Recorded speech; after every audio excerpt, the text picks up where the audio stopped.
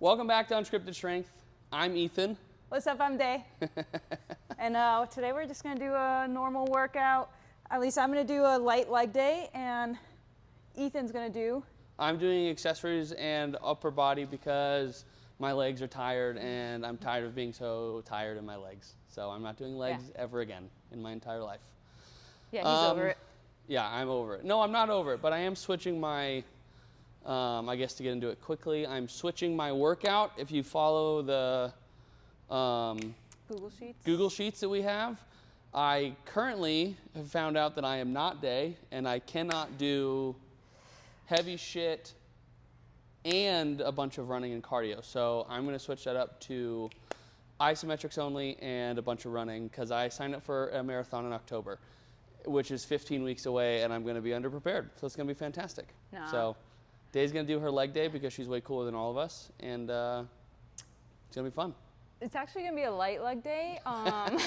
And last week I landed really poorly in terms of mechanical wise. I landed horribly when I was doing a tricep dip, a weighted tricep dip. And when I landed, I was like straight legged. I had 40 pounds around my waist. And when I landed, it didn't feel so great. And I actually hurt my back from it. I just feel like there was a little bit of shock.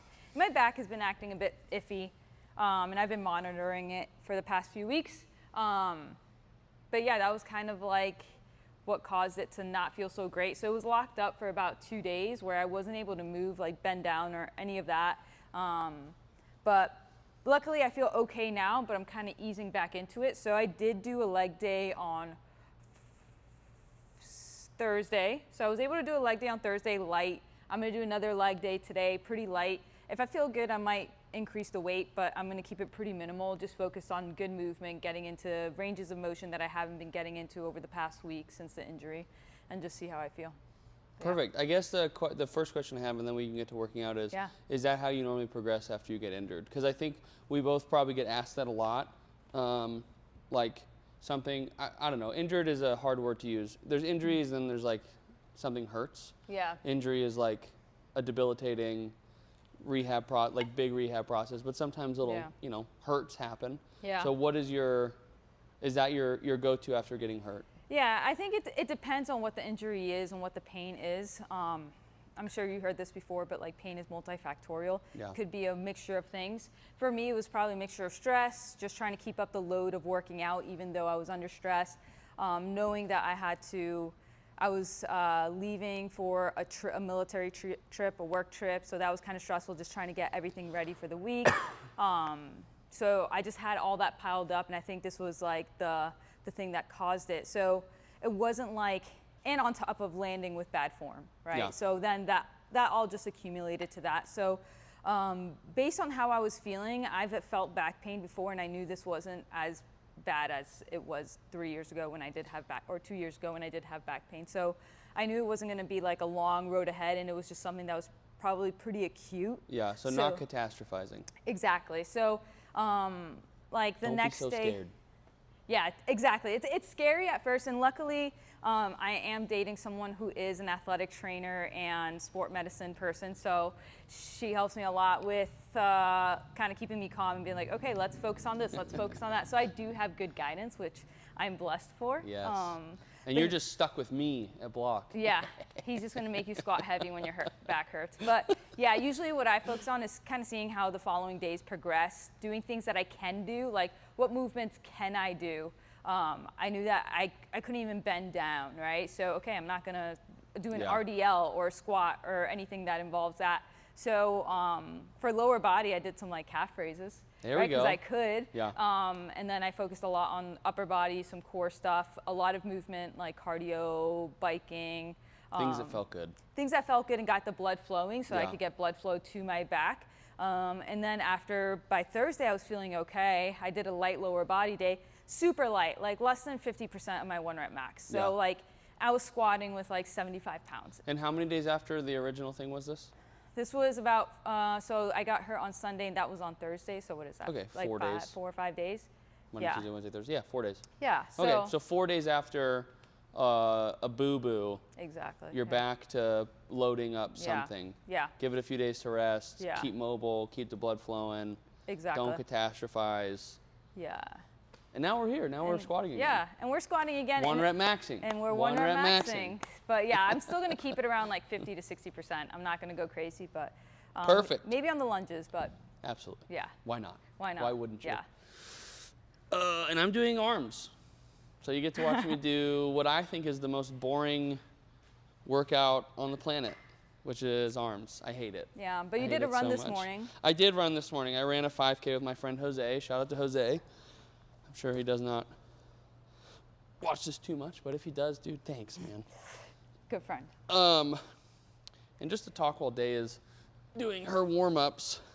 We have a couple questions from Mr. Joseph. I don't know if any of you at Block Fitness know Joseph. Maybe you've met him a few times. But I'll let Day warm up for a little bit, and then we will ask Day a question because she is the queen of volume. Queen of volume. I don't know. So it's funny because, right, to the normal human,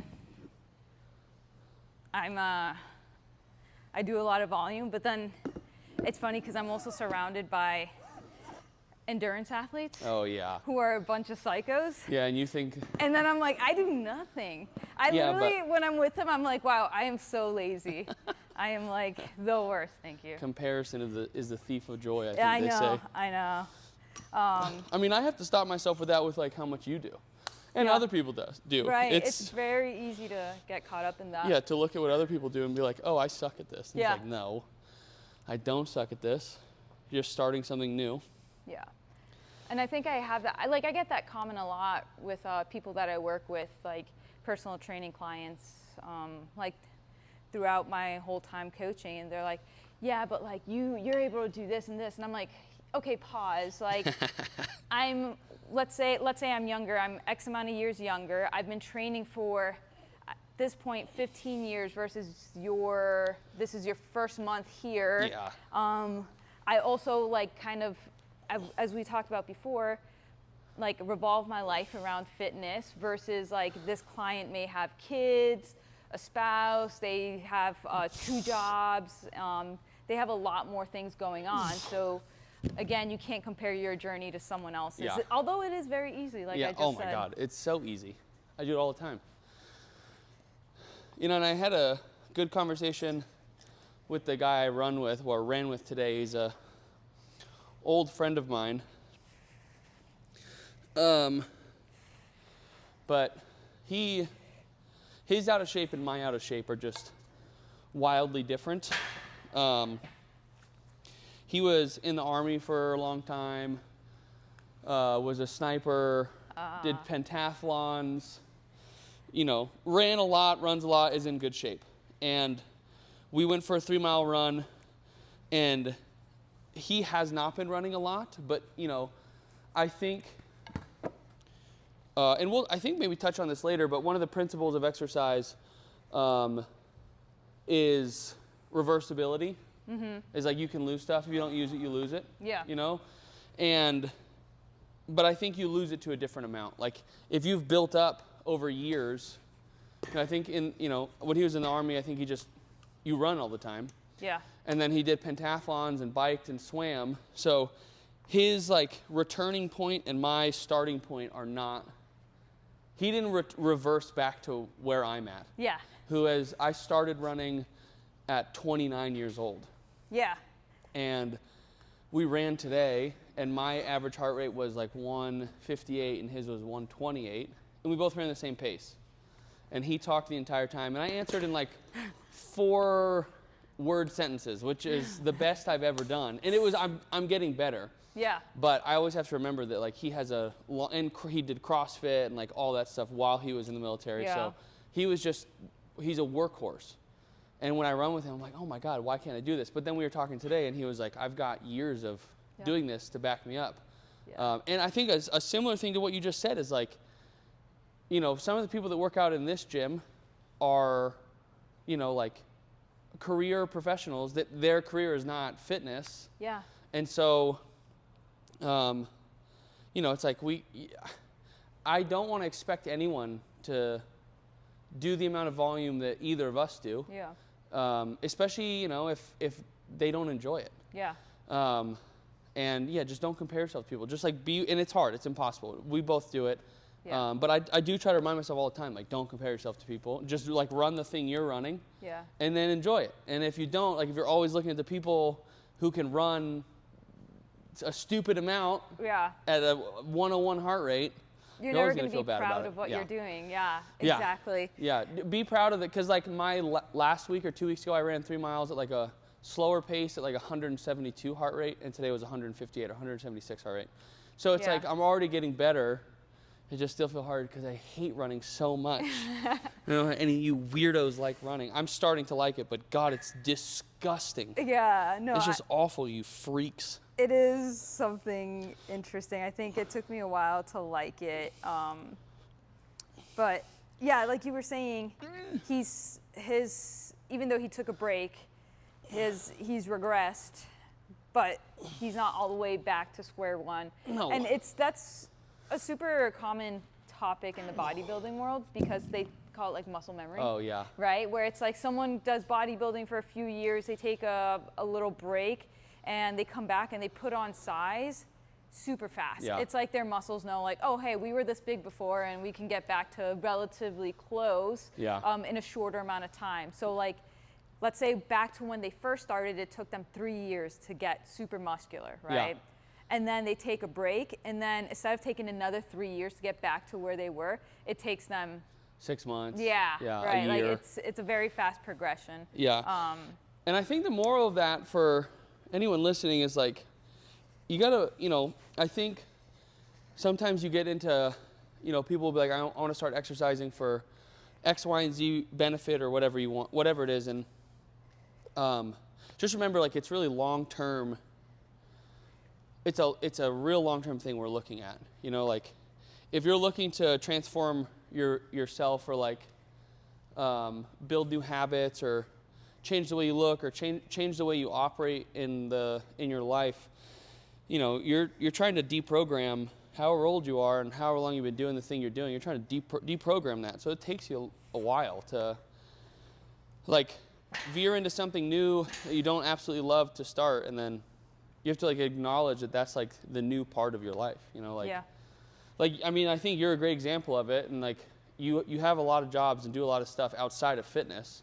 You happen to work in fitness, so it makes it a little bit easier. Like your access is much more broad. Oh, yeah, I have a but 30-minute break. You do get up at like 3 in the morning. Yeah. And no one has to do that at all, unless you want to do that.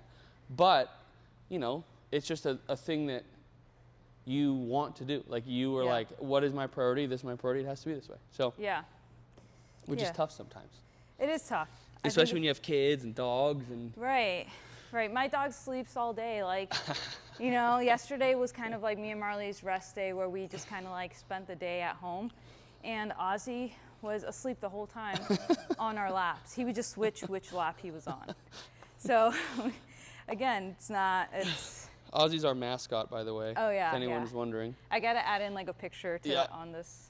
Yeah. Of Ozzy. Yeah, he's a little asshole, but he's good. But yeah, and like you were saying, my access to a gym is I'm at a gym all day. Whether I'm at home, I'm at a gym. Whether I'm at the U of A, I'm at a gym. Or if I'm here, you're I'm at a gym. So yeah. I have like so many keys on my lanyard, and it's all gyms. All the so, gyms, yeah. What are your top sets going to be today? Honestly, this might be it. I'm keeping it, like I said, around 50 to 60%, so nothing crazy. I might go up a little bit. I'll probably go up to 115. Yeah.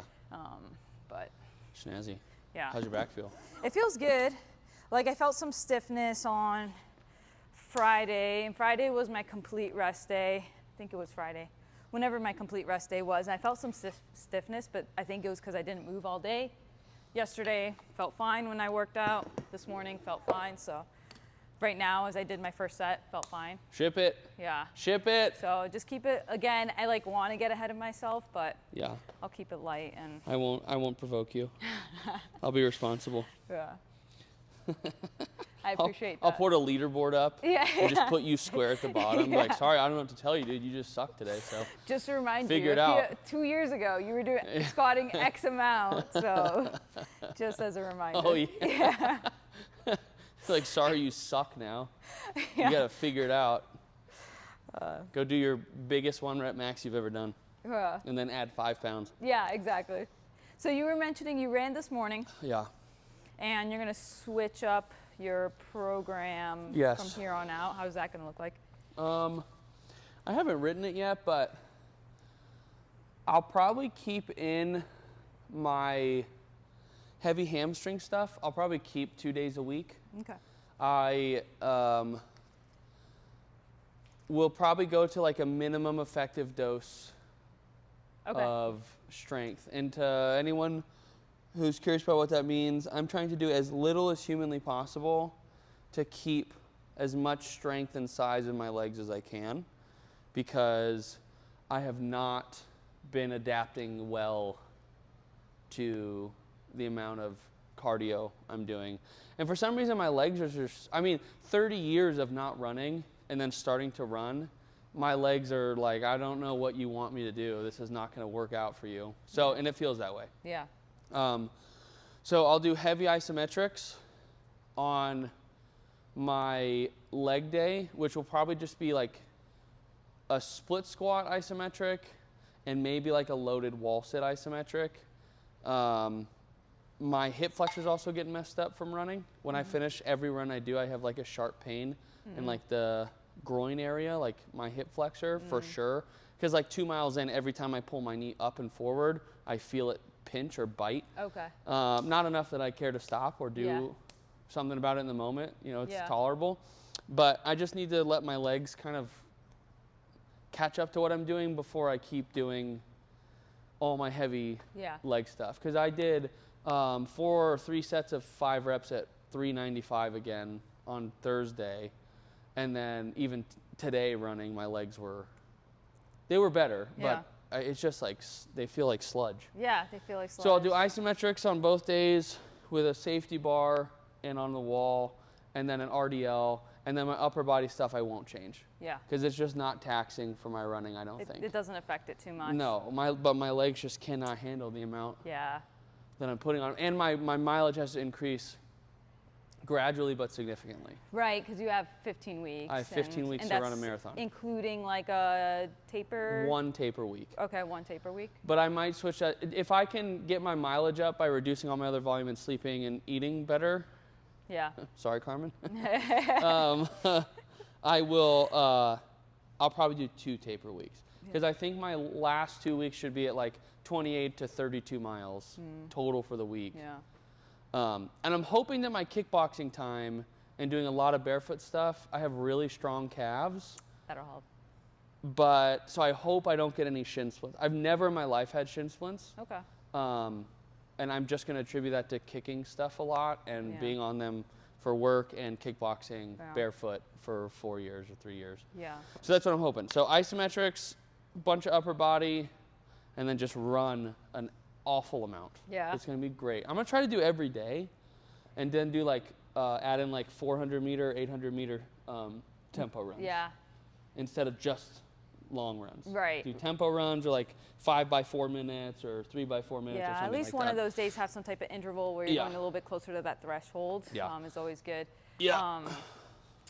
Yeah, and I think since you're starting now 15 weeks out or 16 weeks out when you started to that marathon date, you're going to experience that dip in performance, which is like very discouraging, where it's like, oh man, like maybe this whole lifting, running thing isn't doable.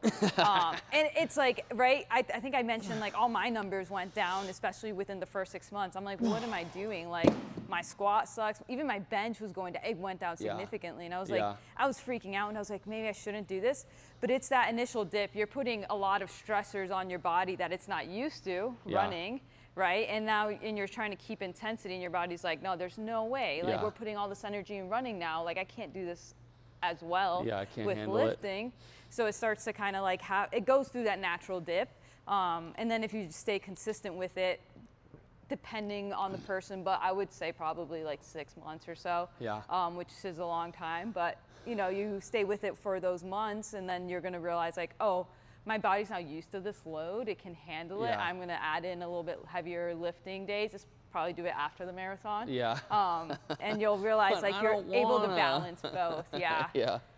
Yeah, it's tough. For anyone who's run a marathon, you're awesome. Full. Yeah, so I'm going from only having run a 5K to signing up for a marathon, which I think is kind of just like how I operate sometimes. I'm not really a thinker.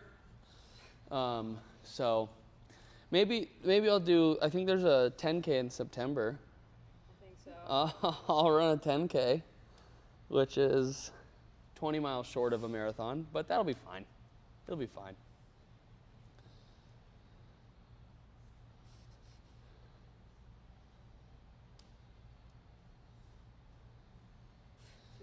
Ass to grass is the only way. We only do deep squats here. That's not true necessarily, but deep squats only, unless it's to a box or for a specific reason. Yeah.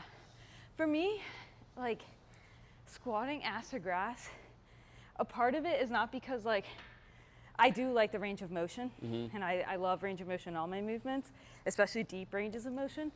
But with squatting, it's like I cannot. I think it's a like neuromuscular defect that I have, but I cannot stop and come Midway? back up. I have to go like all the way down. Oh, really? Yeah, if I stop like It's a CrossFit a mentality normal right human, there. like here, Yeah. and come back up, I would have to like decrease the load significantly. Oh. It's like my body doesn't know how to connect. Have you ever this. done any powerlifting? Yeah, Okay. yeah. Yeah. So, which powerlifting, right? That would, Tempo. yeah. And I've done tempos, I've done ISOs. Yeah. It just doesn't work out. I don't know. I think I just don't know yet what my body responds to. Yeah. So I've done overcoming ISOs, yielding. I've done tempos. You're like, trust me, I've done tried it. volume. I've done. You could do a cloak off squat. Those are really fun. That's the 7 down, 6-second pause, and then back up. You do a 10 by 1. And it's supposed to be at 70% of your 1 rep max. That sounds disgusting. It's awful. And What is it called? Klokov. He's a Klokov. Olympic lifter. Okay. Oh, okay. Yeah, Yeah. Klokov. Oh man, my arms are dead. Oh.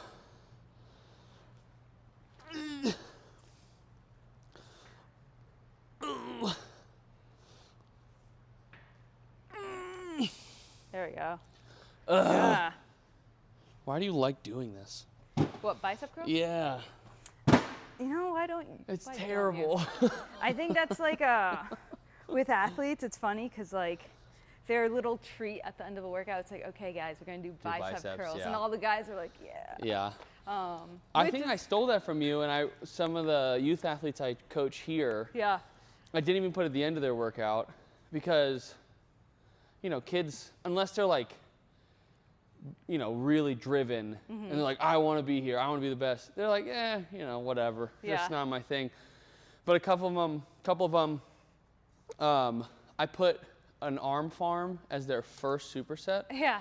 and then in the notes I put, this is clearly for spiritual and religious reasons. Don't question this. Yeah. No one can ask any questions about this. Just do it. Just do it. And like 2 or 3 of them came up to me and were like, this is the best thing I've ever seen in my Yeah, whole life. I I'm like, remember. yes, yes. Amazing. And then I'm like, okay, you got to do this one hard. And then we're doing the stuff that matters. Like, absolutely. Yeah. And then the energy just turns up and they're doing like absolute failure reps. Yeah. And they finish and like, all right, I'm ready to do the actual stuff. I'm Yeah, like, and it "Yes, just dude." like gets them pumped. Or like, I think it's the funniest thing when I see athletes who like, they'll go through the workout, they do it well, they're, you know, I don't have any complaints, but they're not really pushing the limit or Yeah. meeting the effort that I want them to. Maybe they're going RPE 6 to 7 when I want them at an 8. Yeah. But then when it comes to bicep curls Oh, yeah. They'll or send any it. biceps, it's like Send it. RPE 10, baby, nothing less. I'm just gonna take my microphone off as I squat, so I'm not like breathing. You're not catching your pulse again?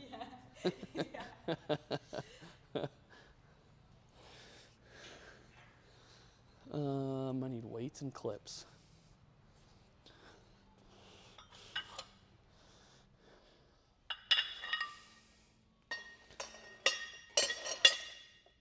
that's loud for everybody. Everyone cheer on day. Woo! 10 more reps.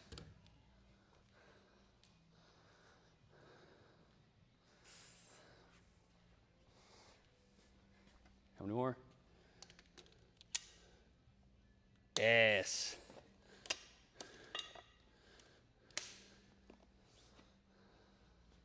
Excellent. I should have pulled the camera over here. You what? I should have pulled the camera over here.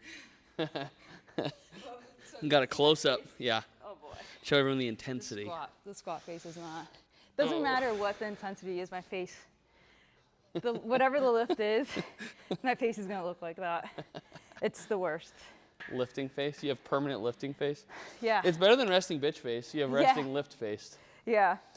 Okay, while you're resting, we have a question from Joseph. I think I'm out of frame, but we have a question from Joseph, which is, Day, how do you fit all your work in? Busy schedule, 8 jobs, I put that. Having a partner, relaxed time, dog. How do you fit it in? Yeah. What's your secret? What's the method to your madness? I think one thing is, Marley can attest to this, where I sometimes don't have enough relaxed time.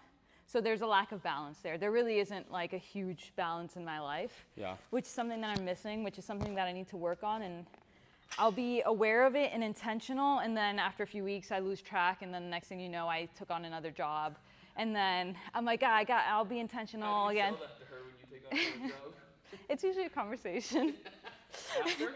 Yeah, after the fact, yeah.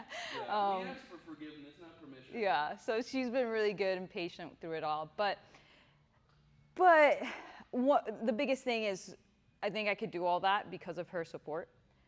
So she's very supportive, helps me out when I need it.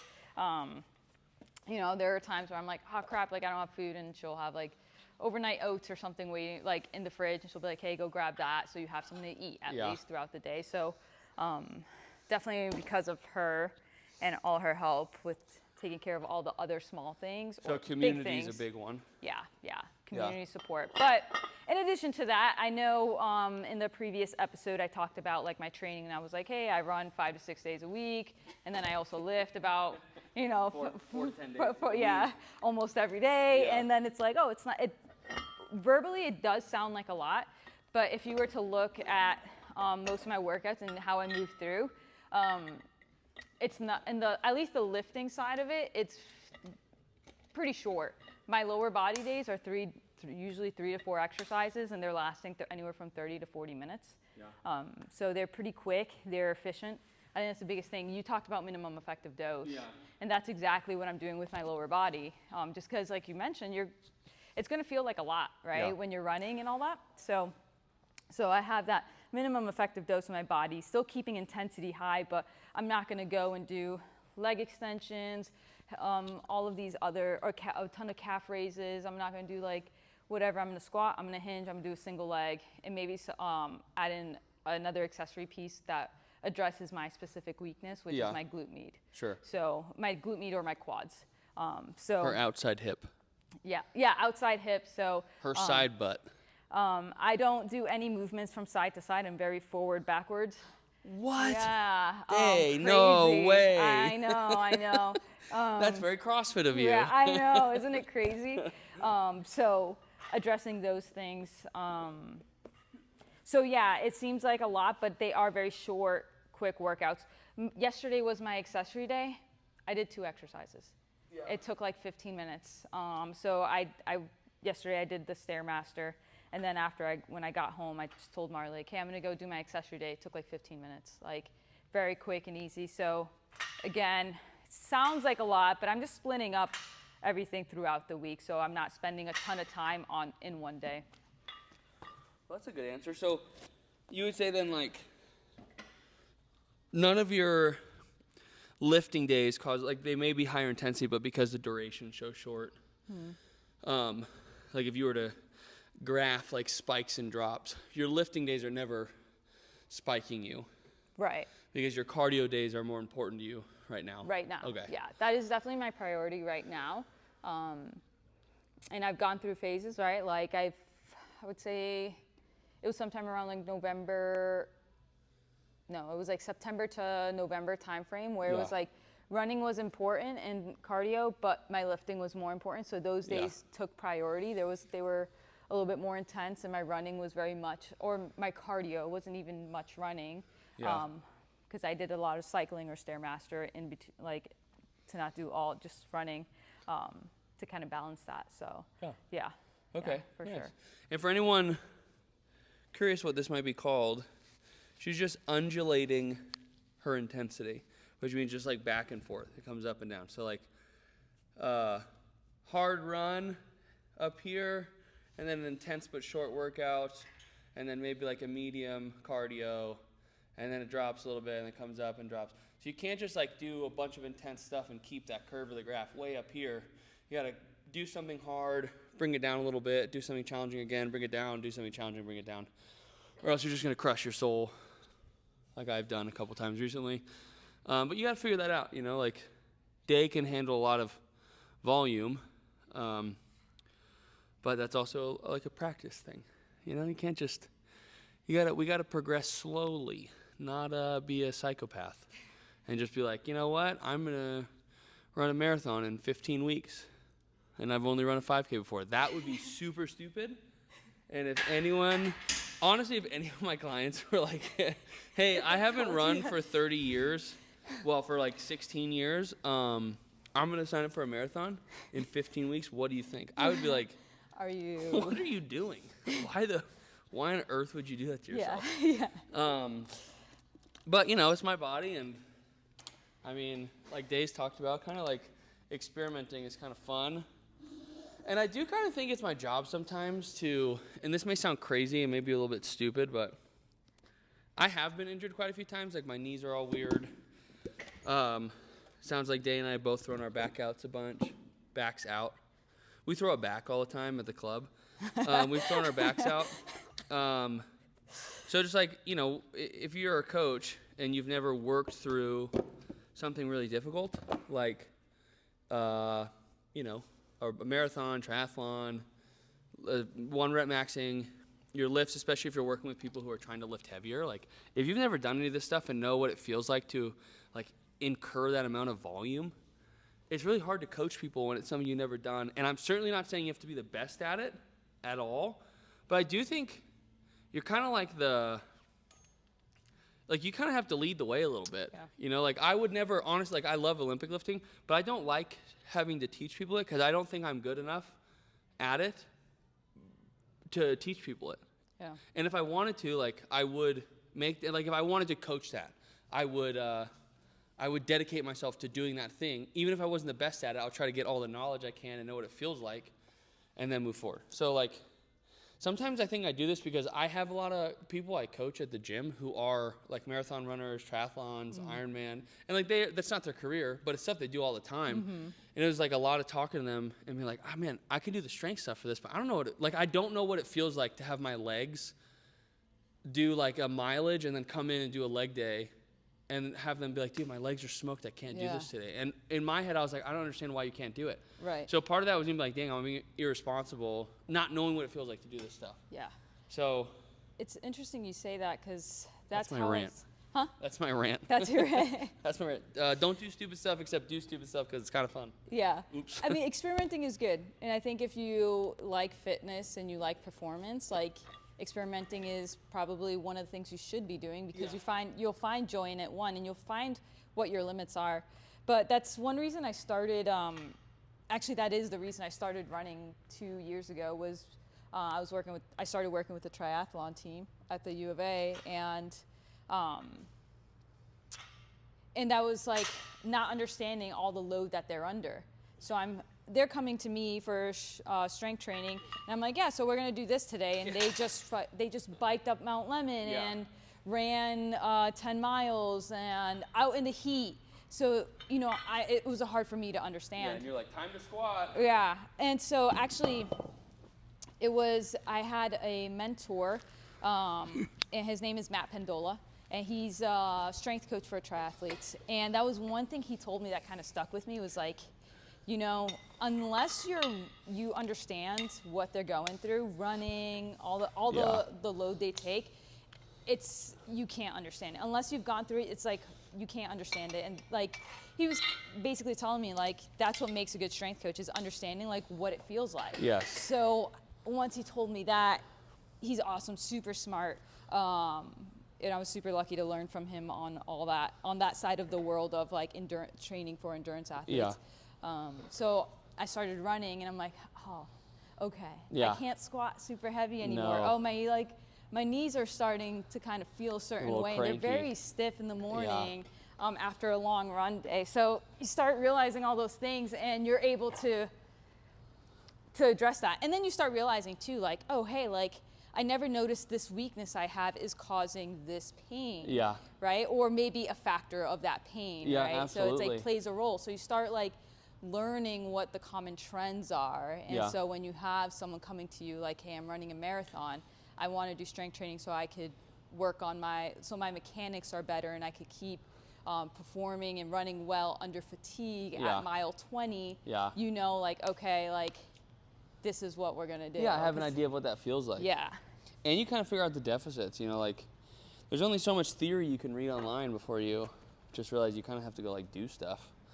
And some of that theory just kind of sucks, you know, like it's good on paper, but then like the practical application of it is just not doable for most people. You know, like there's a lot of stuff that's like technically sound, but then you go to get someone to do it and they're like, you want me to do what? Yeah. What are you talking about? And you're like, what do you mean? This is what the textbook says. The textbook says to do this. And you're like, yeah, I hear what you're saying, but. I go on rants to Marley about that all the time, where it's like, if you're not experimenting on yourself and you don't know how it feels, like people go to courses all the time to learn XYZ, right? They get a certification and whatever. Yep. And then they're like, they come back from that weekend certification, they're like, everyone's gonna be doing this. And it's like, nah, bro, like, like you need to go through that yourself, see how it feels, test it out, test it under fatigue, test it here, all these things. And then you can see if you believe in that or not, and you think it's a good method. Yeah, do it. I mean, even some of the certificates that we've done here are really good. Yeah. And they're like really informative. And a lot of them have a little more, like a couple of them we've done, I won't say any names specifically because that might be a little bit rough. But, you know, like, I think just in general, a deficit we've seen in the, like, training community or training world is that a lot of these courses you take kind of teach you a lot of technical theory, and then, like, you go step in front of a real human, and then everything changes, you know, like. You could write like this, and we've talked about this last time. You could write this like technically super cool workout, and then you come in and someone's like, I don't want to do that at all. And you're like, no, but you don't understand. I read this book, I went to this course, I have this certificate, this is great. And then they look at you and they're like, I'm not doing that. I hate it. You're like, what do I do now? This course is thrown out. It's like, it's not thrown out. It's just that person doesn't want to do the crap you're talking about, so you got to figure it out. But yeah, there's just like, and to tie back to what I said, I don't hope any coach gets hurt, but any coach worth their salt has been hurt because they've pushed too hard. And any good coach who can like get a professional's help when it's needed, but rehab themselves out of it, or know when to call on someone to be like, yo, I don't know what I'm doing, I need help with this. Because, you know, I think a lot of coaches out there that just like don't try hard. Yeah. Sorry if that's you, my bad. But I mean, I've talked to like all the coaches at Block about it too. Like, you know, we're trying to get people to lift hard and like, let's go. Like, I want you guys to grow some muscle and get strong. And then they're like, what do you do? And it's like, I do workouts every couple, you know, like I do here and there, which like I've been guilty of in the past, but you know, you got to know what it's like. You got to dig a little bit. You got to dig yourself a little bit of a grave and lay down and be like, oops, I've made a mistake. Yeah, exactly. Like, that's how I crawl out of this one. Oh, okay, like I hurt my back. So now I know that usually if I'm having someone do like, I don't know, a super heavy, like I have them do like a high intensity bike workout where they're super messed up from that. They're so tired. And then I have them do heavy back squats after. Like, just know there's a risk to that. Yeah, I think that's one of my biggest pet peeves is you gotta love it, I think. Yeah. When you're a strength coach, a a performance coach, strength and conditioning coach, you gotta love it, and you kind of have to be crazy and do those just a little bit. And you were saying about the textbook, like, yeah, textbook has good stuff and all that, but you got to realize, like, research isn't perfect. No. A lot of times they're done on just male subjects of a certain demographic, certain age, whatever.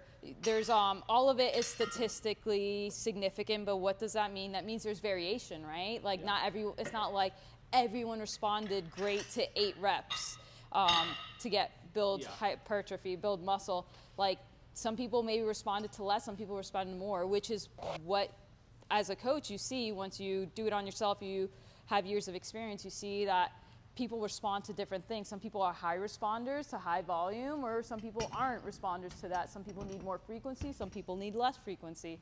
And I think that's one thing that I'll go on tangents about like the interference effect, right? Like you can't run and lift at the same time. It's just not going to work. And it's like, it's gonna work. You have to be smart. You have to see how you respond, and you have to patient. You have to be patient. You have to look at all the variables and manipulate them in a way that like is made for you. And you also have to realize, like, you're not going to progress at the same rate you would if you were doing just lifting and no running.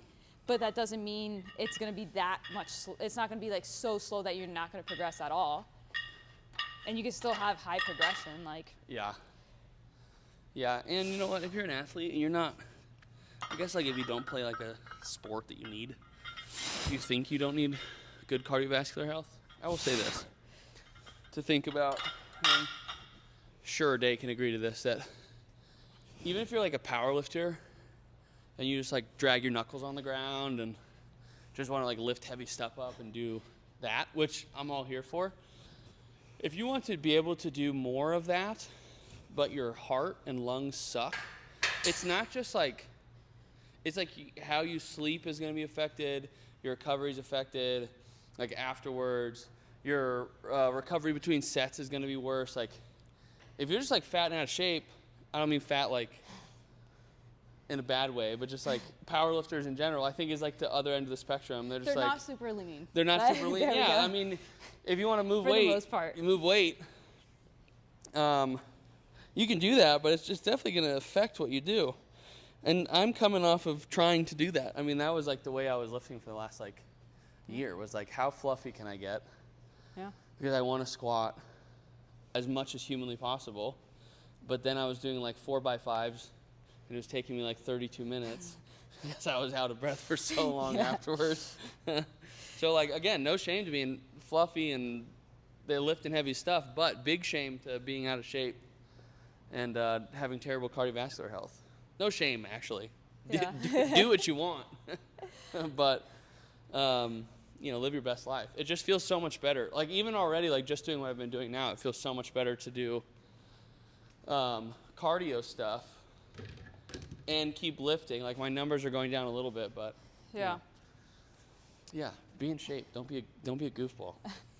And I know a lot of people do the Murph yearly, right? Yeah. And so the middle of the Murph, where you're doing the pull-ups, push-ups, squats, a lot of times you'll hear people hit that muscular fatigue. Mm-hmm. So, they hit that muscular fatigue, or it's cardiovascular fatigue. They just can't like catch up with their heart rate, whether it's in the run or that middle part.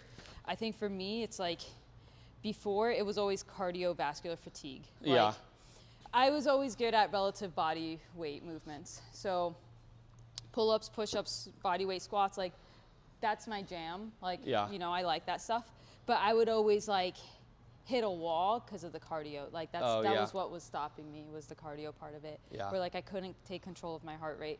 But since I've been running, since I've been doing that, it's like now I don't have that limit of the cardio as much, and my muscular fatigue, like I could handle the load and all that. So I could go through those sets pretty quickly. Yeah. And I don't have to take a long break like I in used between. to be Yeah, you can get through it a lot faster and stay stronger. Yeah. Yeah, and to be clear on my point about being fat and out of shape, you can be fat and in shape. The shame there is not on the fat part; it's on the out of shape part. Because there's some like bodybuilders now and strongmen and power lifters and Olympic lifters that are big, thick fellas and ladies, but they're in great shape and they perform a lot better because they can recover a lot better. So be in shape. no matter what your body size is. Oh, just don't be lazy like I was for a long time. Eee.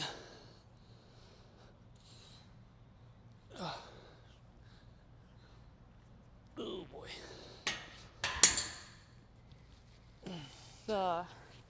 For the Air Force, the time I had my worst physical fitness assessment score. So for those of you who are not familiar with the military, there's an annual test they have to take. And each branch has their own specific test. Air Force is known to be on the easier side. Yeah. Air Force and Navy. But actually, no, I think Air Force is easier than Navy. I've heard some fun nicknames for the Air Force. Yeah, there's a ton, right? Like, I'm not going to sit here and be like, no, Air Force is so tough. Like, that's a lie. Anyway, so for the Air Force, it's a 1.5 mile run, a minute push-ups, minute sit-ups. Not bad at all. The only reason I think a lot of people don't do well is because of nerves. Because just when you say something's a test, people are automatically nervous. Yeah. I get nervous. Sometimes I'm like, maybe I'll forget how to do a push-up. Like right before it starts, it's like, bro, like that's the only thing you're good at. Yeah. So, but yeah, so the time that I've taken that test over 10 times now, and the time I got the worst score was the 2 years that I was doing powerlifting. Yeah, my run was so bad. I thought I was gonna die. I was like, this is it. Yeah, I'm Like, gonna die right here. Yeah, on this on a track. 1.5 mile run in the Air Force. Yep. It's time. It's over. It's over for you.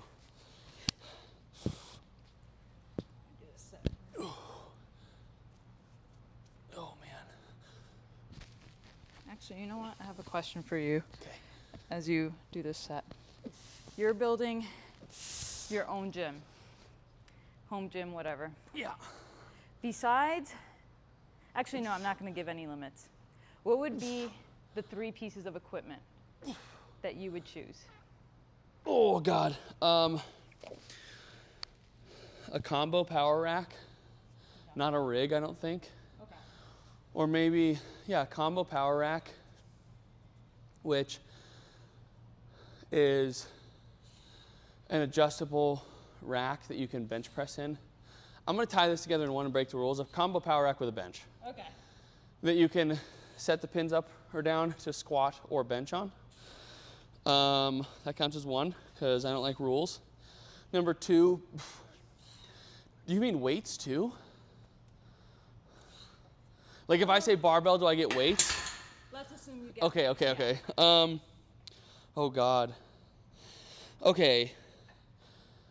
Well, if I do the power rack, it has to come with a barbell.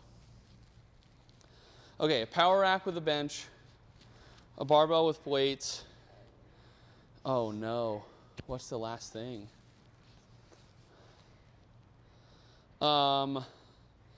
As of right now, probably a treadmill. Okay. Yeah, Yeah. a treadmill. Okay. Because you can do, I mean, even with an adjustable rack, they can go up pretty high, so I can still do pull-ups off the bar. But yeah, I can lunge out of it with a barbell. Yeah. I can do Zercher if I don't feel like putting it on my back. Yeah. And then you can curl it. I can do tricep stuff with it, forearm stuff with it. Yeah. I can do everything with that, just those 2 things. And then the treadmill, because I am 15 weeks away from a marathon. And it's nice in Tucson to have a Yes, treadmill, when for it's sure. a billion degrees outside and you don't want to run. Yeah. I like running on a treadmill. Everyone seems to hate it, but I don't mind it at all. I love it. I don't know. Do you put like anything on while you're Well, running? because I'm so out of shape, I can't really listen. Okay. Because I'm trying to focus so much on my breathing and not stopping Okay. that I can't pay attention to anything. When I row, I can watch a podcast and just like look off to the side and just row. But I'll normally just put on music. I tried putting on a metronome a couple days ago to like help with my cadence. Yeah. But no, I mean, I would listen to a podcast. I think as I get in better shape, I'll go back to listening to a podcast because then I can just zone out. Yeah. And instead of worrying about what I'm doing running, I can just go numb inside my brain and listen to something else. Yeah.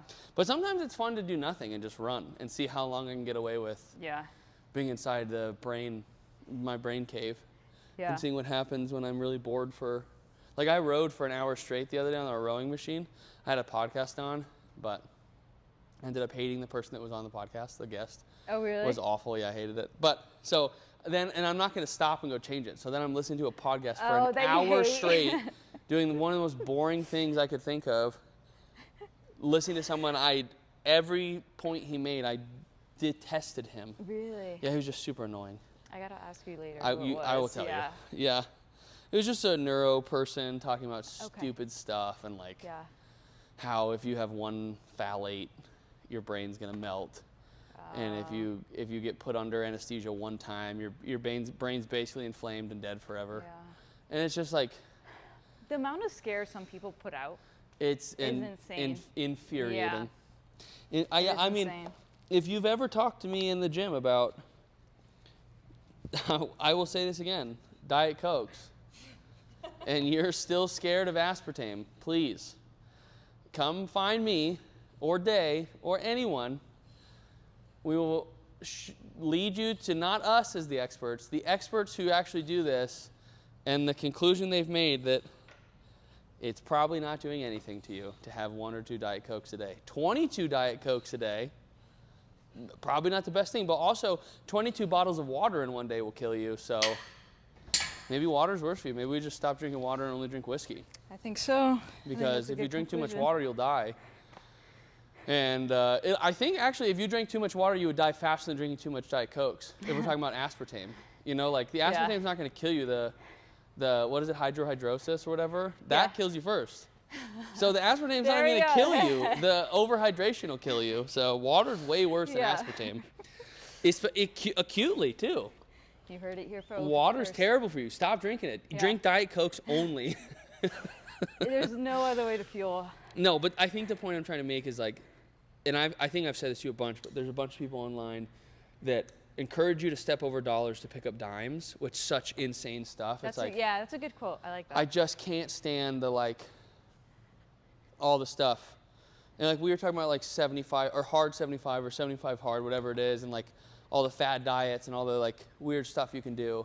When it's like, you know, if your nutrition and your sleep and your exercise are like the 3 biggest levers that you could touch in regard to like anything you do with your health.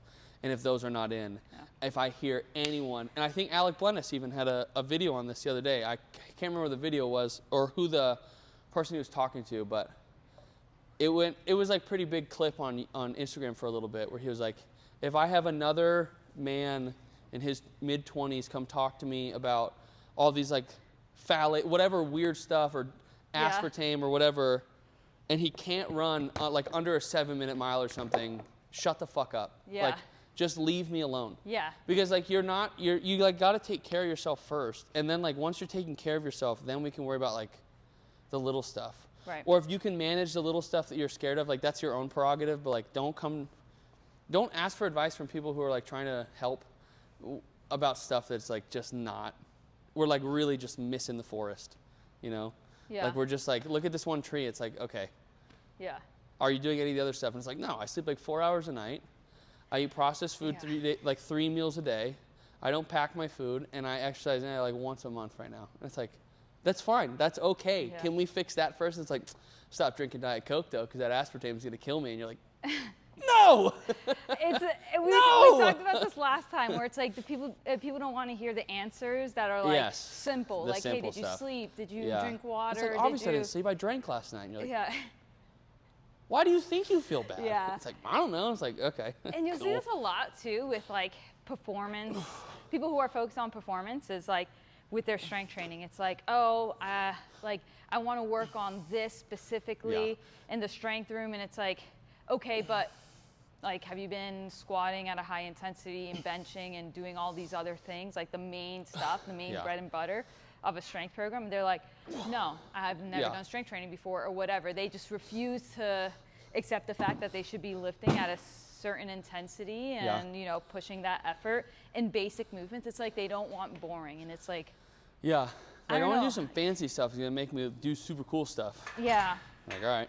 And it's like, you know, I'm not the poster child or anything of performance, but like we were saying, I do quite a bit of volume, and I like last week I had a back injury, which was like and I wouldn't even say injury. My back just didn't feel good for 2 days. I recovered quickly, and that was the first time I had a back issue in 2 years. Yeah. And that's the only injury I've had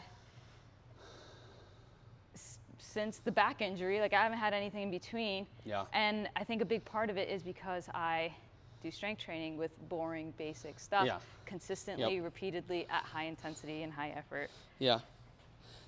But people don't like that. Yeah. So to be clear, we're both big Diet Coke. Big Yeah, Coca-Cola. Diet Coke. All right, well, I'm just gonna pester Day now because that's all my workout. I did biceps, triceps, and shoulders. Beautiful. So now I'm just gonna make Day do rapid fire questions Okay. and answer them. What are you doing now?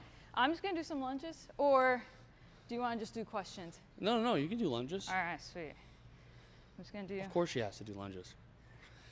I just want to let the record stand that Day just tried to get out of doing lunges. We have 2 cameras and microphones that just caught that, just to be clear. We have 2 angles of 2 cameras. angles of Day chickening out of lunges. Okay, what questions do we have for her? Okay, we should make Day answer these while she does lunges and see how good her cardio actually is. Yeah. Those are 65-pound lunges? 65. Okay, Yeah. Very light, of course. 65-pound lunges. Duh, 65 in each hand, nothing crazy. So we'll see how it goes. Okay, once you start, I'm going to ask you questions, and you have to answer them in full sentences. All right, let me mentally prepare. Honestly, I'm so tired from carrying them over here. Okay, first question. What's your opinion on Nietzschean psychology? On what? Nothing.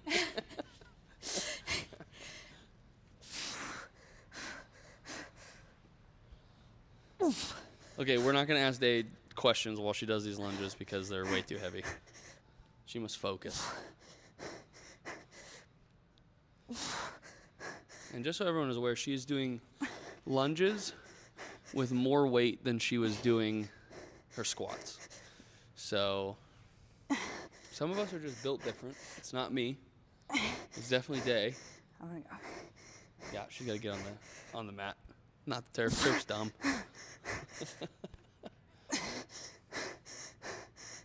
This is super easy for her. Just everyone knows. RPE 3, maybe Precisely. 4. Yeah, 3 or 4 RPE. And when she's done, she's going to have enough breath to answer all these questions. Excellent, excellent. Everyone clap for Day, please. Wonderful job, wonderful job. Okay, while you're out of breath, we have a question. If you only had 2 days a week to do strength training, and the way I'll ask this is, if you had 2 days a week to do strength training, but you kept your cardio where it is, similar question to what I would do with 3 pieces of equipment in a gym, what's your 2 days a week of strength training look like? Because I think for most of us who don't have an extensive cardio background, if you add cardio in or you already do cardio, 2 days a week of strength training is probably enough. Yeah. If you do heavy compound basic lifts and not fart around in a gym and do 5-pound curtsy lunges. No shade to anyone doing that. But if you do heavy compounds, what's your 2 day a week look like? As simple as possible. 2 full body days. Yeah. That are working different. They may be a little longer than the 30 minutes, maybe a full hour. Okay. So full hour, full body sessions each week, working in different directions. And what I mean by that is if I'm doing, let's say, a bench, which is a horizontal push, I may do a vertical push, which is like an overhead press the next day. Okay. So working that. So kind of complementing the different movements. Lower body, one day I would do a squat. Next day, some type of hinge or trap bar deadlift. Pulling both days. Are you doing horizontal and vertical pulling? Yes. So both days you'll do it, or you'll split it between the days? Split it between the 2 days. Same thing how I did the upper body. So, and then accessory, I'll probably do some core stuff, a little bit of upper body, and then weakness points. Okay. So I wouldn't do 2 exercises of lower body, main lower body movements on each day. Okay. I'll have 1 squat day, 1 deadlift day. Yeah. The only reason is because my legs are going to be pretty fatigued, I would Yes. assume, and I Okay. can still hit the intensity. But for the upper body, not as fatigued. I'll do the 2 main movements on each day. Okay. If that makes Yeah, sense. makes sense. Okay, what about 3 days a week? 3 days a week. I think that's where I'll split it up pretty similarly. I'll probably bring it down to 30 to 45 minutes. Okay, total bodies? Total bodies. Okay. Same thing, I'll do maybe like a squat as a main movement, hinge, trap bar, deadlift as a main movement, and maybe another squat variation. Okay. Same thing with the upper bodies. I'll probably do the same thing where I'll do like maybe a dumbbell bench. Same setup on the 3rd day. I'll add maybe like a lat pull down variation and another benching variation, whether it's barbell, deadlift. So you kind of just bring the time down and spread it out between the 3 days. Exactly. So same thing, total body days. Yeah. Spread it out between the 3 days. Exactly. I'd spread it out. And another thing I would probably add in is maybe that 3rd day, the first 2 days, maybe a little bit more higher intensity at a rep range of anywhere from 3 to 6. Okay. And then that 3rd day, maybe I'll do a little bit more hypertrophy volume. Okay. Maybe more towards like 8 to 10. Okay. Yeah. Okay. Perfect. You heard it here from Day. Yeah. That's it. Those are your workouts. Yeah. Go Bread do and them. butter movements. Yeah. And what we mean by that is your compound lifts. A compound lift is like a multi-joint lift. So a bicep curl, while Day loves them more than life itself, is not a compound lift. It's just one joint doing some fun stuff. But we want to try to get as much bang for your buck as possible. So like a deadlift is like a knee, our knees are involved, our hips are involved, our back's involved, our trunk's involved, the whole body's involved. Squats are the same way. And even like overhead pressing is the same way, bench pressing is the same way. So it's like your big joint movements. If you just think of it that way, like your big, scary exercises, you know? I think like tricep extensions, no. Bicep curls, unfortunately not.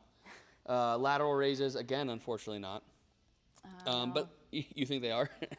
I know. I know. It's like sad that they're not. They're so good. And you can add them in. Like if you get to those 2 days a week and you're not fatigued and you have like 15 minutes, like you said.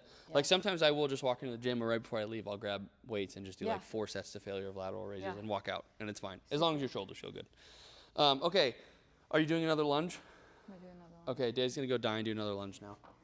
I have to think of questions. I have some. How about you answer? Oh, I'm doing them? Yeah. Oh, How about man. you answer a question while I lunge? We're making Day do rapid fire questions though.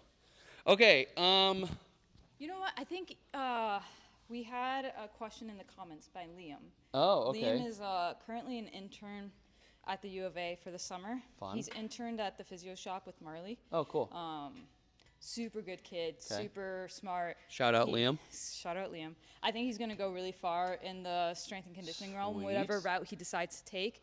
So I'm really excited to be working with him and kind of see his journey.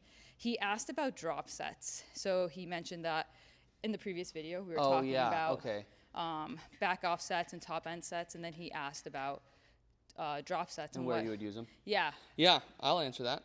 I like drop sets. So we were talking about back off sets where you do like one top set, which would mean like, so this is a good example. Day, if this last one Day just did these lunges was at 65 pounds each, and that was her top set, meaning like it's the hardest, most difficult one she did, probably could do it again for the prescribed amount. She would do a back off set where she grabs 55s instead and keeps going. So the intensity is still really high, but her legs are crushed, which they're probably going to be after this. But, so that would be a back off set. I do something really hard and I start to back it off. I still have a good, my rest time never changes. So I'll do my big set, I rest 2 minutes, whatever I need to catch my breath. If your cardio is better, maybe less. And then I would go grab some smaller weights and I'd continue to do my exercises. A drop set is an intensity technique, probably more for like hypertrophy and like muscle endurance, where like it's really easy on a machine with a pin selector, so you can pull the pin in and out, where I would do like, let's say I do chest press and I do 15 reps at whatever weight.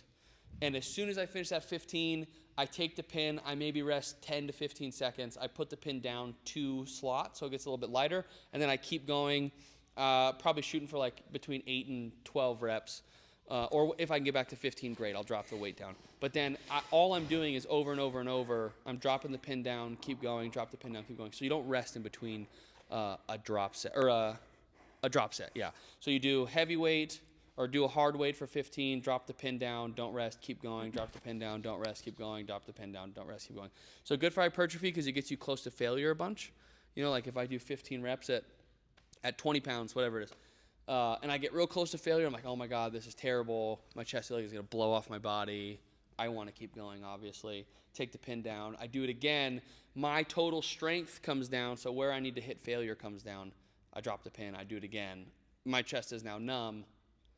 Sometimes you can approach what is called junk volume, where your muscles are just too tired to produce enough force or have enough mechanical tension that is going to drive any growth. So drop sets are good for like a 2, I don't know, like maybe you do it twice. Like if I did a machine chest press, I would do like I'd warm up so my joints feel good on the machine. So maybe I'd do like 6 at a decently heavy weight and then like 4 or 5 at the weight I want to use. And then I do my drop set. I'm maybe doing 2 drop sets. And do not do it on your legs on a free squat. Please, for the love of God, don't ever drop set a free squat. Yeah. Ever. Don't, or deadlifts. Don't do that. It's horrifying. Yeah. But yeah, maybe like 2 sets if you can get away with it. But then you just approach junk volume. You know, like junk volume is literally just, it doesn't do anything. It is junk. You are just too tired. The muscle's too fatigued. It's not contracting well. And you know that you're approaching that if the muscle feels numb. Like you can't, like it's no longer that tired. It just like you go to flex it and it's just like it kind of shakes and nothing happens. It's perturbed. Nothing's going to happen anymore. Then stop. Then you're fine. Yeah. So that's my answer. Yeah. That's what a drop set is. And I would use it for, like if I had a quick workout to do, or I just wanted to do something fun for intensity, and just be like, I just want to make my arm feel, or my chest feel like it's not going to function for the next week, which it probably won't.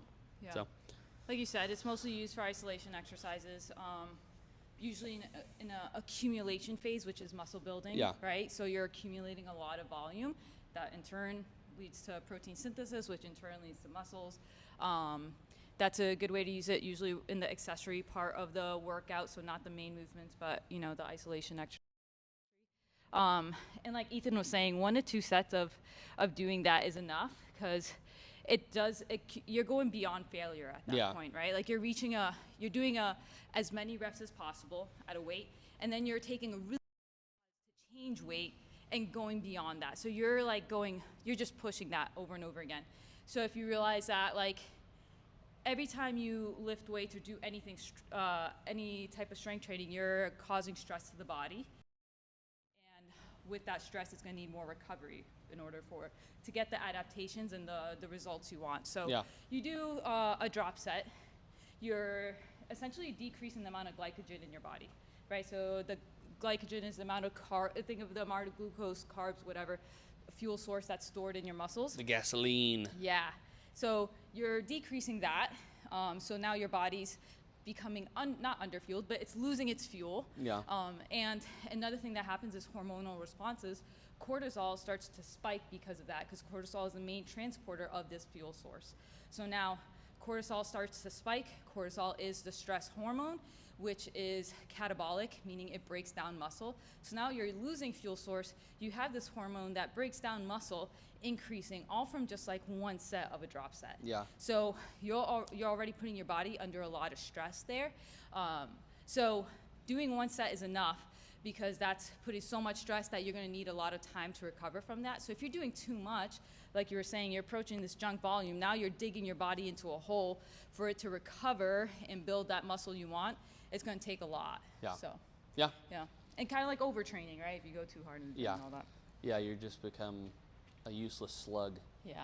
And then you don't feel like you recover ever, and then your numbers start to go down, and you feel like you're dying. Yeah. And it's a terrible feeling. It honestly. Is horrible. It's an awful feeling. Yeah. If you've ever been overtrained, it's not fun. No, it's fucking terrible. It's horrible. And I think that's what you have to be careful of if you're starting to run and lift, like you were saying. Like, listen to your body, because like you're gonna want to do a lot. Yeah. Naturally, if you have these a goal of like running a marathon and lifting X amount on your back squat, but being careful with that and listening to your body, because it is also like, I don't think many people, this is a rant, but I don't think many people are in jeopardy of overtraining, but they think they are. Yeah. But I do think many people push themselves to the point where like they're not recovering as much as they should. Yes. Because recovery, although it sounds like it's easy, it's because sleep is hard to get because you have work and you have to be up at a certain time and you have kids and you're under recovered, not necessarily overtrained. Exactly. You're overtrained by proxy because your recovery sucks and your nutrition sucks. Which leads us back to the thing of like, don't step over dollars to pick up dimes. Yeah. If you can sleep in, you're golden. So much in life is so much better. Yeah. Not that I would know what that feels like. But we can only imagine how good it is. Yeah, I would be basically in the Olympics if that was the case. Liam? Did Liam ask that question? Liam asked that question, yeah. Shout out Liam. Shout out Liam. Okay, you have one more lunch to do? One more lunch. Ooh. Uh-oh. Yeah, we don't want to hear you huffing and puffing. What other things do we have to rant about? What other rants do we have? Hit me with one. What do you got?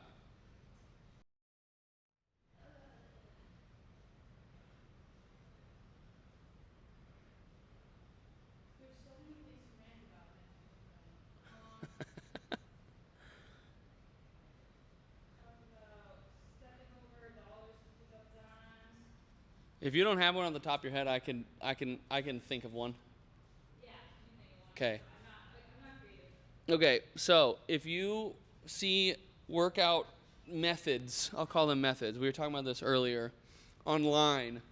Feel free to try them. I just want to give you a piece of advice on spotting people that are trying to take advantage of you. If they ever use language, I guess I'm doing this now, which is kind of ironic, but if people tend to use language that is absolute, like they have the secret to making the gains you're looking for, losing the weight you're looking for, doing the thing you're looking for, they are most likely full of shit. There's a lot of principles in exercise that are pretty simple, like Day specifically will get stronger at doing lunges, and her legs will get stronger in this position. That will include running and doing more lunges and just having bigger, stronger legs in general, which you need for a lot of stuff. And you can do this in many methods. A method, like kettlebells, people who do kettlebells only, like that's a method. Or people do like Olympic lifting as a method of weight training. And, there's a lot of different methods out there you can try, like... I don't need to name names because then we're, again, getting into, no need to do that. But, because honestly, their methods some of them are fine. The method is fine. Just be cautious of thinking that method is like the holy grail, because none of them are. They're all good for their own reasons, and they can all cause adaptations of things that they're doing in like definitely positive ways. And if you love it, that's great. You love it. And I think that's the thing I want to rant on is like try the method. Don't assume that the method is a principle. Principles meaning like this like overarching idea of what causes you to get better from exercise, which is like what is the specific thing you're doing? Like if you run, you'll get better at running as the main specific thing, and then you'll get better at other stuff by proxy. And then we have progressions, which is like you make it more difficult or you do it more often, you increase the volume of it. We have to do that. I have these written out. We have overload, which is another one. It's overload and progression are kind of similar. You want to do those on a gradual curve. You don't want to just start a method and go as high as you can. You'll hurt yourself or have a much higher chance to do it. Individuality, I think, is a big one, like what you like to do, what your body's good at doing, what it's bad. Like try stuff out. Some methods work for some people incredibly well, probably because they like them and can adhere to them or stay with them. And some people don't. Some people just don't like stuff and won't do it, and then it's not good for you. Even though some people may say, like, this is the best thing in the world, if you won't adhere to it, it doesn't matter. It literally doesn't matter how good it is. And then recovery and motor learning. Recovery is just like, you got to recover from stuff. So that doesn't really apply to the methods, but you just have to recover from stuff. And then motor learning, like, is just how you learn how to do something. So those are the principles. And we can put those on, like, a little tag, because I went through them pretty quickly, but there's these overarching ideas that you do in exercises, and people make methods based on those principles. The principles never change. The methods, there's a million of them, and they all do different stuff. So just try the method out. But remember, the principles are what we're affecting here, or being affected by. We can do it a million ways. a million ways you can do this. So try it out, but don't be scammed into this idea that this, like, oh, this is the best method. It's probably not, because it's a fallacy to have a method that's best when the principle are the thing that never changes. That's my rant. Yeah, I think that's perfectly said. And if you see programs if you see programs that are written by different coaches, you'll notice the same things behind them. They have the same underlying principles, but they all look completely different. At the U of A, I think we do that really well, where every programs so differently. Yeah. Right? Like if you were to look at my program versus other coaches, like it looks so different, but they all have the same foundation. Yeah. Right? Same foundational principles, all Yep. that. It gradually gets harder. Yeah, it gradually gets harder. It changes. There's individuality, recoveries in there. It's specific. All of those things. And another thing to go into it, and I've heard this several times said by several different coaches, but it's like marry the movement, not the exercise. Yeah. Right? So if you don't like doing barbell, you have to do barbell squats. You can increase your lower body strength doing other type of squat variations. Maybe you like goblet squat, maybe safety squat bar. Lunges, right? Yeah. There are all these different things, and that's one thing to keep in mind. Because like I program for myself. I know what I like, so I put in exercises mostly that I like, and some that I don't like, but I find challenging and rewarding. And I like sometimes to add in like things that I don't like, but I want to get better at. That's just the way. Like everything. Yeah. But most of the stuff in there are things that I know I can push hard and I could be consistent with it because I like it and I like the way my body feels as I do them. Right? I don't have a safety squat bar at home, but I know if I did, that's my next purchase, by the way. I know if I did. Not your open trap bar. That is a good one, but I would get a safety squat bar because I like it. It feels better than a normal barbell back squat for I me. agree. So that would be my like first choice. But again, it's the same movement, just a different exercise. Yeah, So. I agree. Dave's basically a genius. She's got it right. Yeah, I think to wrap that up too is if you have a coach, including either of us, just remember that you pay that coach to be your coach. And if you get a plan from them that you don't like an exercise or the way something makes you feel, you can tell the coach that. And if they don't make adjustments for you, they suck. And I will stand by that. Because if you are a coach and you write plans and you think your plan is holier than thou, you're just wrong. If you're a person who pays for coaching and you don't like an exercise, please speak up. Because I'm happy to change your exercise around for you. I know Dave's happy to change your exercise around for you. We just want to make it so that it's something you want to adhere to, that you like to do.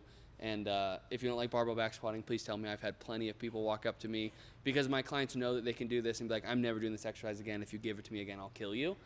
Fine. I'm not going to give it to you again. If you do something, if you have an exercise you don't want to do because it's hard, suck it up. But if it's something that brings you sadness in your soul, tell your coach. Because those two are different things. If you don't want to do it because it's hard, maybe we'll change it up. Yeah. But we got to do hard things sometimes. Not always. But yeah. So that's my I think that's my thing on that. Yeah, I think it's a good way to end it. You want to do the outro? All right, what's the outro? Thanks for listening. Thanks for listening. Well, this is episode 3, so subscribe, like, share. Yeah, do those things. Yeah, we'll keep posting and all that. There will be a link in the description with our workouts for the week. We'll just keep posting that and adding on to that Google Sheet so that you guys can track what we see and all of our feedback. I still have to update mine. Yeah. I haven't updated with all the feedback, but I have it. So I'll update that. But check it out. Yeah, message us for that. And I'm going to start, if I know you at the gym or in real life and you don't subscribe, I'm going to start shaming you. That's good. If I see you in person, I will start shaming you in as kind of way as I can. I respect it. Yeah, I respect I'm going to it. shame you for it. Yeah. You deserve it. Just Yeah. kidding. We love you guys. Thank you. Bye. We're out. Sweet. Cool.